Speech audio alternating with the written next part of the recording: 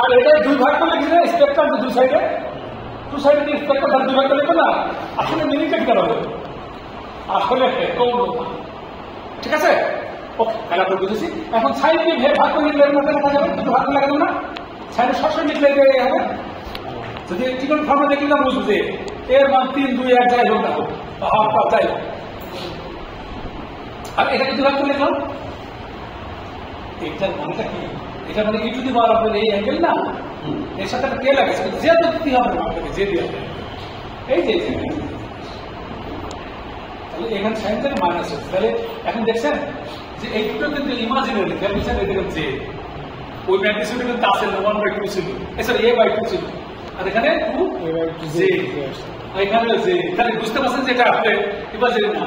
আমরা এই অ্যাকশন বরাবর বসাবো, যে কোনো জায়গায় বসবে সেখানে বসাবো, তাহলে এখানে বসালে কি হবে, এটা ইমাজিনারি কি পজিটিভ কোন দিকে, ইমাজিনারি পজিটিভ এইদিকে, তাহলে ইমাজিনারি এখানে বসা পজিটিভ, ভেরিফাই ম্যাগনিটিউড পজিটিভ, তাহলে আমরা বসাবো কোথায়, এটাকে আমরা এইদিকে বসাবো, এই যে এইভাবে বসাবো, সেখানে বিশেষটা পজিটিভ দিকে এই বলবে পুরো ওয়ান পজিশনে বাট এই ক্লিয়ার বোঝা গেল। রিয়েল এর বসতো মানে রিয়েল নাম্বার হিসেবে আমরা আগে দেখানো প্রসেস জন্য যেটা আসছে, তাহলে এটাই করবে।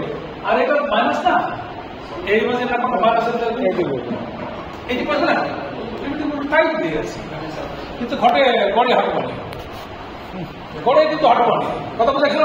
তবে স্কোয়ার করে বলেছিস করেন নাকি কোথাও হবে ওই জিনিসটা ফল করে কোথাও হবে মাইনাস a2 তারপর রুট ওভার মাইনাস a/2 তারপর square plus root over minus a/2 তারপর স্কয়ার ওই রুট ওভার দিয়ে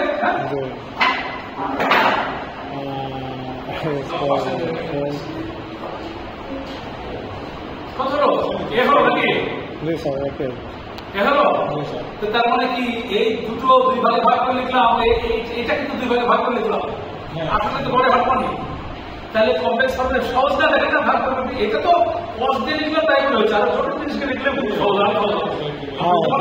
আমি চাই উদাহরণ দিলাম, শেষ করি এটা তো কসকে দেখেছি আর বোঝা যাচ্ছে, যেমন জিনিস আছে কসের মতো না একটু জটিল আগে থাকতে পারে, সেটাকে ভেবে লিখবো আমরা, সুযোগ পানি ভেবে লিখবো, তার সহজ ক্লিয়ার, তাইলে আমরা মনে হয় বুঝলাম, আমরা এগুলো করবো। ওকে